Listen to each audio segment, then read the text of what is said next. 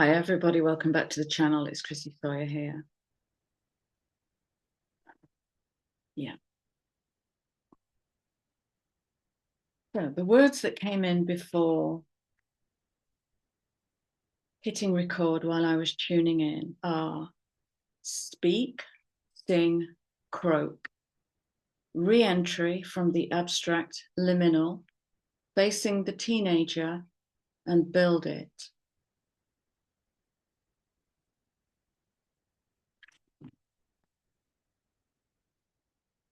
And I didn't know where to start. When that came in, I didn't know where to start. I was just really aware of this big plume of energy opening up within me, which felt like fire and thunder.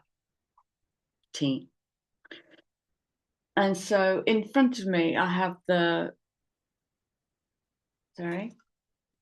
minis, pocket archetypes, wild unknown pocket archetype. Let me show you this instead, shall I?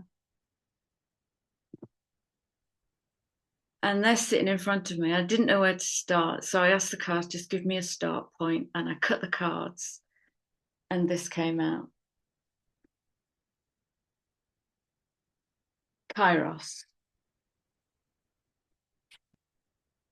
And because the writing is so beautiful in this deck, I'm going to read it to you. We have all had the experience of timelessness, of life beyond the ticking of the clock. It may be felt as time standing still, slow motion, or losing track of time on a walk or in a lovely conversation. This is known as mythic time, and it is the territory of Kairos. This card suggests there is a secondary time continuum that goes beyond any earthly clock and schedules within this non-linear realm we access divine timing. A single moment ripens with auspiciousness, and our actions change the trajectory of our whole life. Time becomes a living thing that watches over us and tells us precisely when to speak or act. When this card appears, it is all about patience and precision. No clock can guide you. Wait for the rush of inner knowing and not a moment longer. And that's a brilliant help, because if I put that in the context of the teenager who might have been muted, rushed, pushed, guided along a path that wasn't theirs.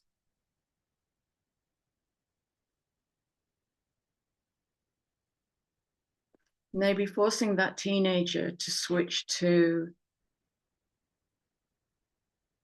an arrogant knowing to prove the point, maybe switch to proving rather than knowing and moving and acting and harnessing that fire in a powerful way, but in a way that threatens the parent. So we have Mars retrograde in Cancer. That's definitely the house of foundation, parent, programming. And I'm seeing a lot of teenager stuff come in. Bobby, you left a beautiful comment on the last video. My teenager came out sideways. Yeah, beautiful. And so if I go big picture, what I've witnessed since COVID is people disappearing out of this density to go and do work somewhere else, like they're building something, like they've been building something since 2020.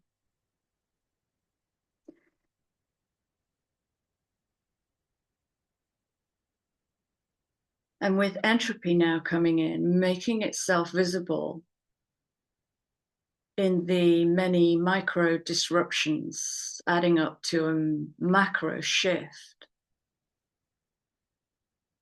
that might be pointing toward what we've been building in the liminal now being pulled into this density to become real,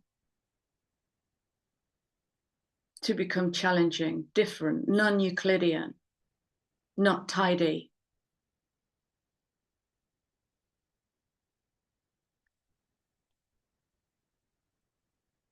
Okay.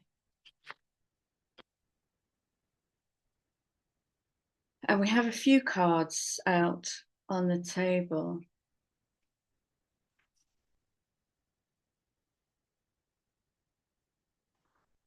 And the first card out is threshold. Did we have this the other day? I've just seen that.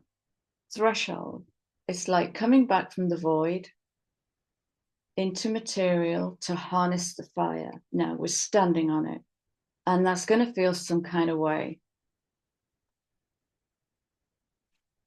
And so, how do you harness your fire? In a way that's mighty and powerful, without needing to be right, without needing even to be heard, without need, just mighty and powerful.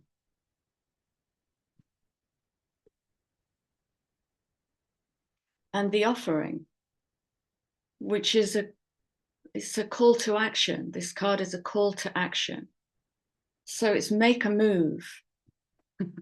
It's beautifully challenging. It's make a move. Personally, as I'm working with this energy, I'm seeing my arrogance to not submit to the algorithm. And YouTube is my facilitator, and it pushes me. So I'm going to give in to the algorithm just to see what happens.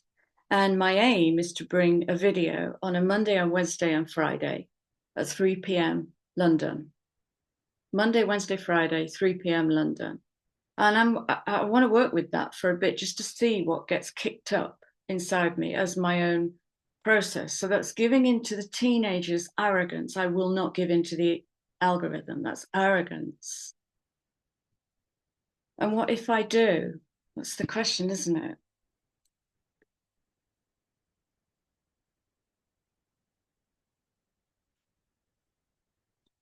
I love it.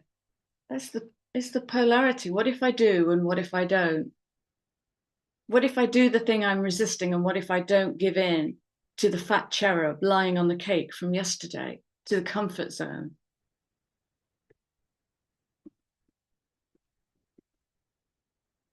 What if I do and what if I don't?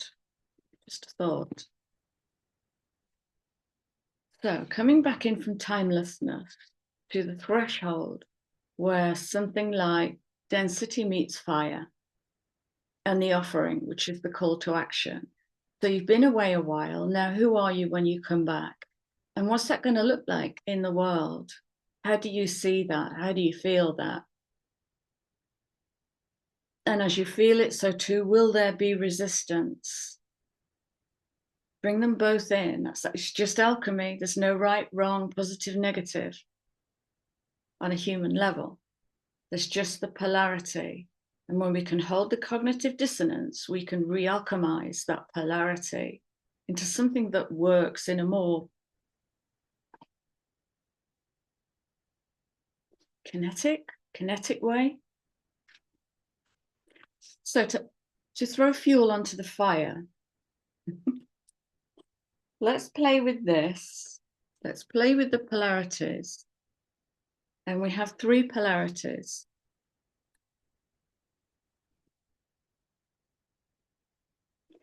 So we have contemplation and the impossible plan. This picture seems really grainy today.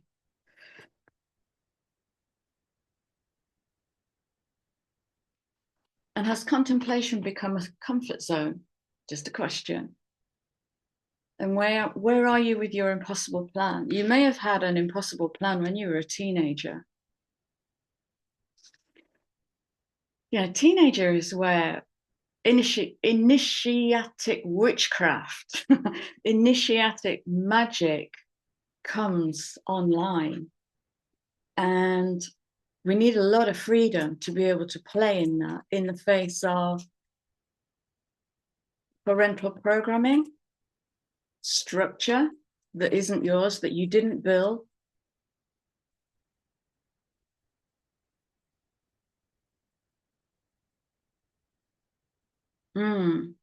Fringe dweller, see with eyes and heart wide open. Now, as a teenager, even as a child, you'll have been able to see this in your parents. You'll have been able to see incongruity,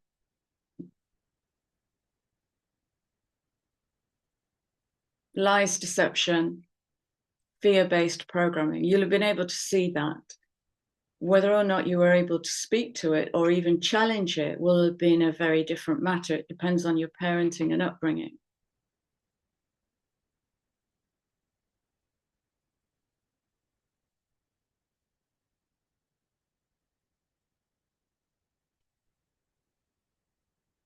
And the green man, embrace your wildness. Okay, we're dancing in the fire. And I think we have Jupiter moving into Cancer later on this year, June, I think, which is going to expand what we have to work with.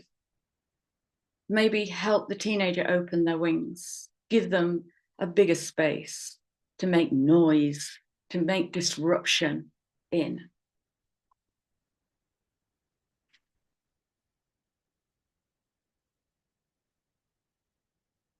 Okay. So here's the pride. Find it within you. Find it within you. And I'll say what I always say to clients, when you meet a difficult feeling, throw a feather boa around it and lean in and put it on stage and give it the stage and fill the auditorium. So you can really lean into what's pride look like. If I'm an actor, what does pride look like? Well, the chin will go up to begin with. That's a clear sign of parentification, is where the child tries to reach up in the system to get above the parent, the parentified child. I've talked about this before.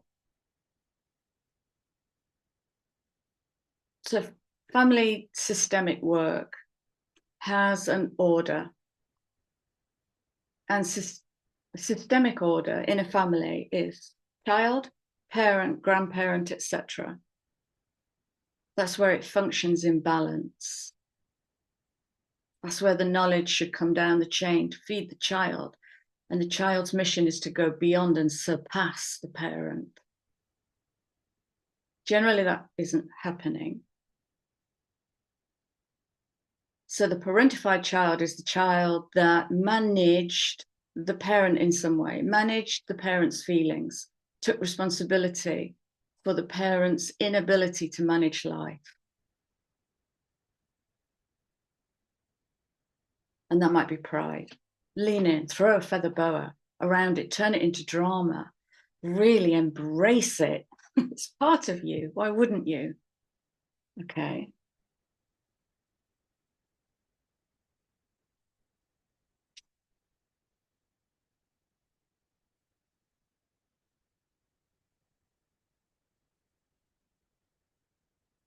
Atonement of errors. I don't know what that means. I'm going to leave that open.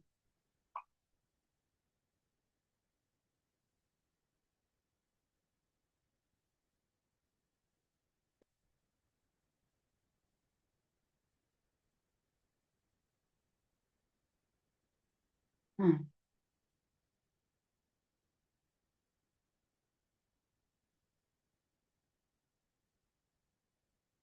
Wait there. Got to that. I can't find it. I was looking for something. I can't find it. So I trust that it doesn't need to come in.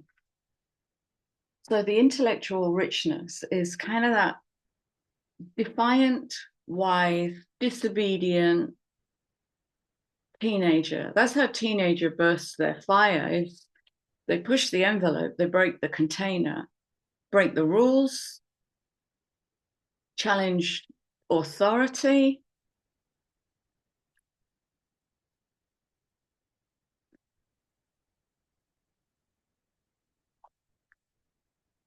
But what does a teenager in harness look like? A harnessed teenager. Whoa, that's a mighty powerful thing.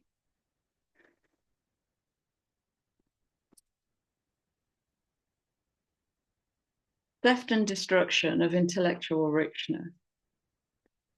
Don't be silly. Shut up. Sit down.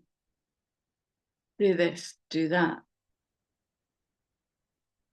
Just this constant drip feeding of clipping the wing of that powerful, mighty teenager, rather than having the courage as a parent to stand in your fear at this mighty thing wielding a sword.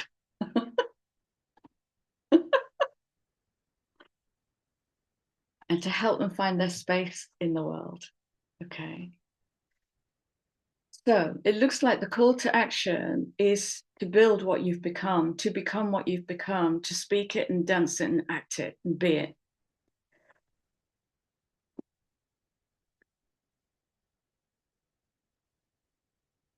I think that's the message.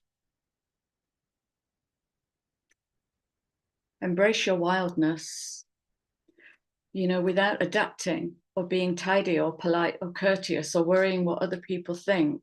Because at the end of the day, that's all about you. When you worry what people think, the hidden narrative in that is of me. I worry what people think of me. I don't want to hurt people's feelings. Well, if your heart is wide open, why do you assume you have the intention of hurting other people's feelings? If your heart is wide open, it's only going to speak the truth. But the truth can be a little uncomfortable. That's interesting.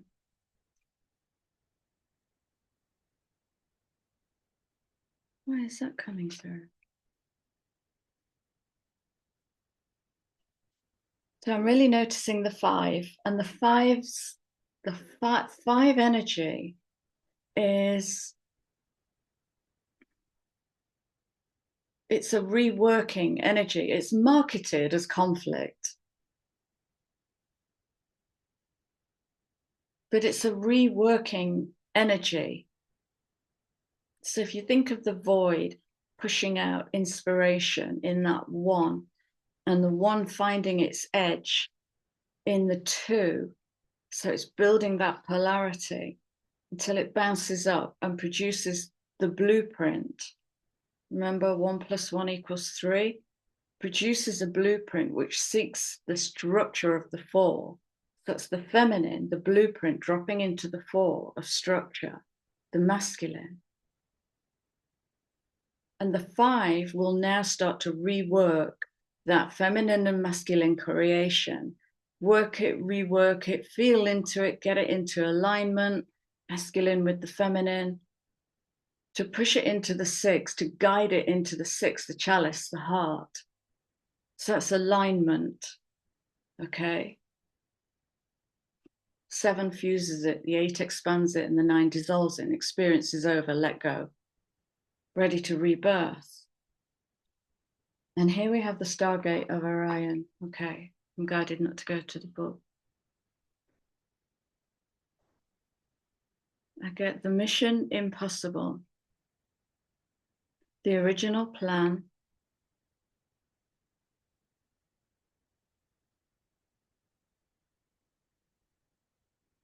the children of another dimension,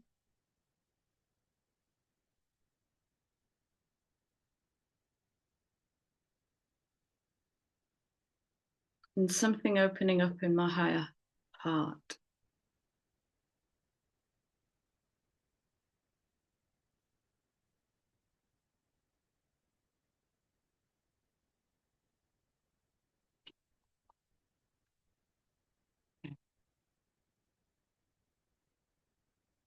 Oh, this is the Native Heart Healing Oracle. Stargate of Orion, freedom of expression, emotional intelligence, like-minded connections.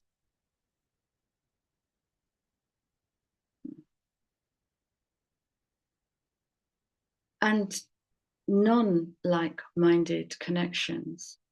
Because like-minded connections could be based upon a principle that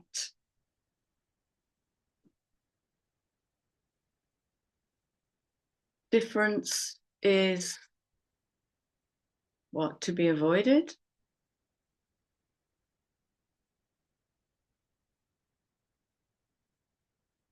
Fringe dwellers tend to be a motley crew.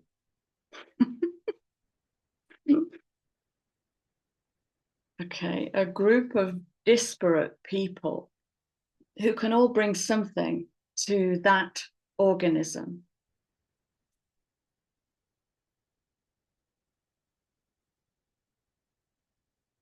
This mandala has come to remind you of the stardust that creates your very being. Right. The stargate within this mandala is a direct entry point to travel within the Orion constellation. Surrounding the stargate are symbols that send forth light codes to further awaken your crystalline being. This card indicates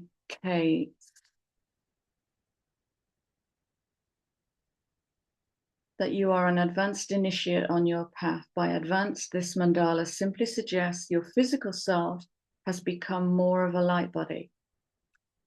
Yeah, carry on. You may utilize this mandala, maybe take a screenshot. What if I turn, let me just turn this down. Okay.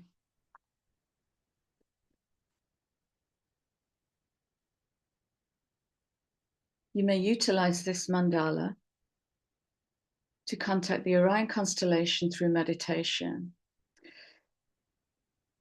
Connect with water elements physically, energetically. On an energetic level, there is much for you to master with the water elemental. So take time to connect. Yeah. So we're refining the feeling.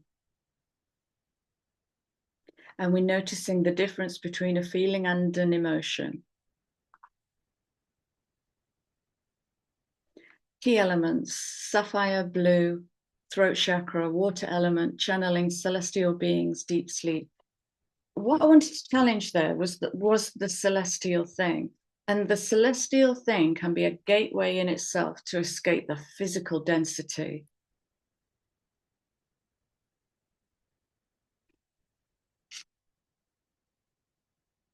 Ah, yeah, I love those two together.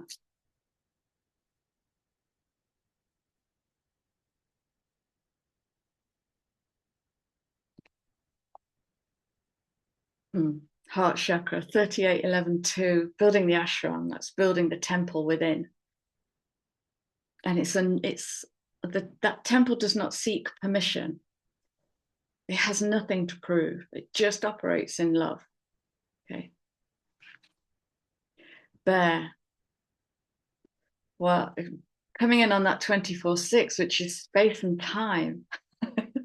That's our like alchemical union. Coming in bear energy, that's as grounded as it gets, like 4 feet down.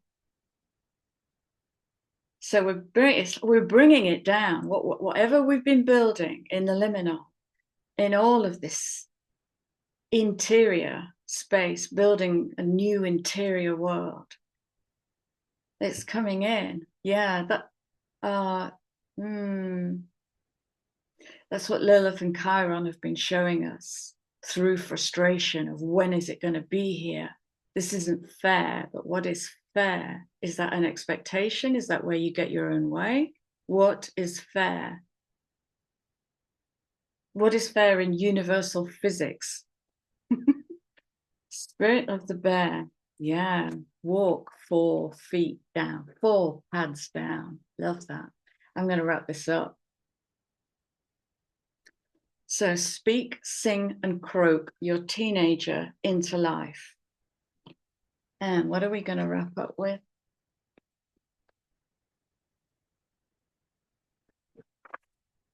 I'm going to go to the Divine Abundance deck.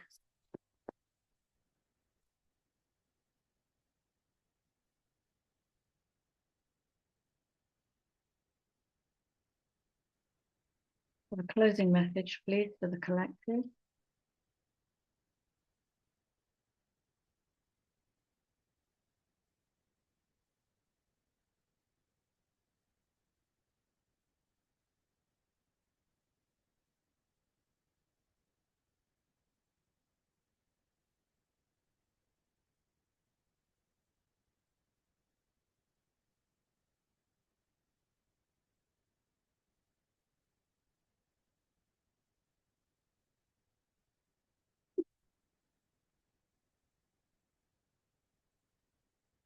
When you make divine intelligence your foundation, that's bringing what you've learned, bringing what you've broken open within you in the liminal down into this density, your foundation, your new foundation, fourth house, Cancer, Mars retrograde, slow it down and build.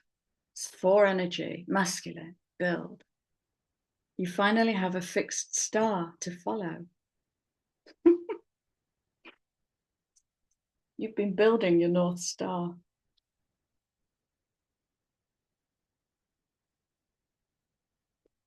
So questions I can leave you with. Who am I now compared to who I was at the end of 2019?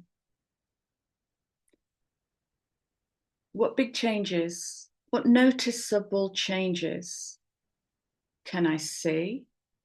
And what am I now ready to implement?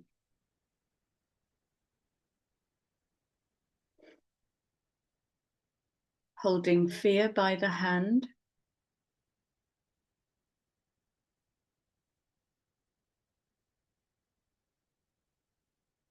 And moving forwards boldly.